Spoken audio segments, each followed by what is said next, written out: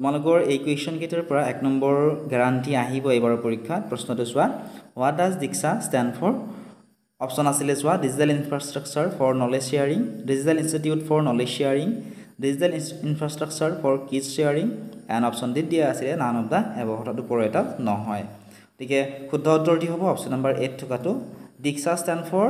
Digital infrastructure for knowledge sharing option A হ'ব correct answer আৰু এই এমচিকিউ এটা তোমালোকৰ পৰীক্ষাৰ কাৰণে বহুত বেছি ইম্পৰ্টেণ্ট হয় তোমালোকৰ পৰীক্ষাত ইয়াৰ পৰা আহিবই মৰমৰ বন্ধু বান্ধৱীসকল তোমালোক সকলোকে আমাৰ এই চেনেলটোলৈ পুনৰবাৰ স্বাগতম জনাইছোঁ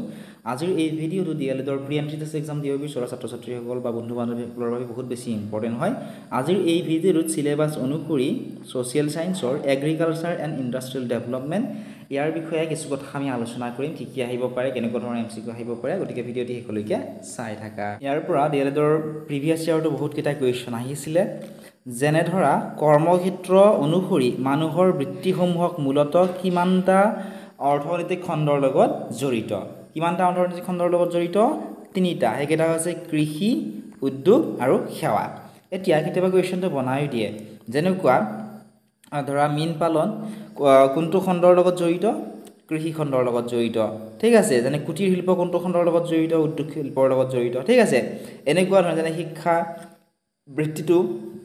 কোনটো খণ্ডৰ লগত জড়িত কোনটো অৰ্থনৈতিক খণ্ডৰ লগত জড়িত সেৱা এনেকুৱা ধৰণৰ কুৱেশ্যন তোমালোকৰ পৰীক্ষাত প্ৰায়ে বনাই দিয়া দেখিবলৈ পোৱা যায় নেক্সট চোৱা ইয়াতে ইম্পৰ্টেণ্ট হৈছে যে তামিলনাডুৰ এম.এছ. স্বামীনাথনক ভাৰতৰ সেউজ বিপ্লৱৰ পিতৃ আখ্যা দিয়া হয় সেউজ বিপ্লৱৰ পিতৃ বুলি কাক জনা যায় বা কাক আখ্যা দিয়া হৈছিলে এইটো কুৱেশ্যন প্ৰায়ে পৰীক্ষাত আহি থাকে ঠিক আছে 2022 চনৰ ডিএলএডৰ প্ৰি এণ্ট্ৰি টেষ্ট এক্সামৰ কুৱেশ্যন পেপাৰতো এই কুৱেশ্যনটো আহিছিলে ঠিক আছে ডক্টৰ এম.এছ. স্বামীনাথনক ভাৰতৰ সেউজ বিপ্লৱৰ পিতৃ আখ্যা দিয়া হৈছিলে তোমালোকে মনত ৰাখিবা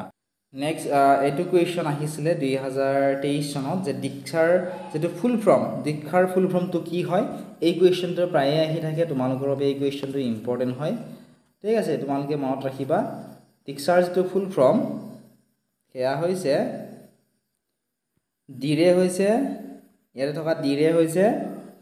digital infrastructure for knowledge sharing ঠিক আছে দীক্ষাৰ ফুল ফৰ্ম হৈছে digital infrastructure for knowledge sharing তোমালোকে মনত ৰাখিবা ইম্পৰ্টেণ্ট হয় লগতে ই পাঠশালাৰ ৰিলেটেড বহুতো কুৱেশ্যন তোমালোকৰ পৰীক্ষাত প্ৰায়ে আহি থাকে যে ই পাঠশালা কি হয় এনেকুৱা ধৰণৰ কুৱেশ্যন এটা দিব পাৰে ই পাঠশালা কি হয় ই পাঠশালা হৈছে এটা ডিজিটেল প্লেটফৰ্ম য'ত এডুকেশ্যনেল ভিডিঅ'ছবিলাক আপলোড কৰা হয় আৰু এটা গভৰ্ণমেণ্টৰ ইনিচিয়েটিভ হয় ঠিক আছে শিক্ষাৰ বাবে গভৰ্ণমেণ্টৰ এটা ইনিচিয়েটিভ নেক্সট স্বয়ংপ্ৰভাৰ বিষয়তে যেটো উল্লেখ কৰিছে স্বয়ংপ্ৰভাৰ ৰিলেটেড কুৱেশ্যন তোমালোকৰ পৰীক্ষাত আহে ঠিক আছে যেনে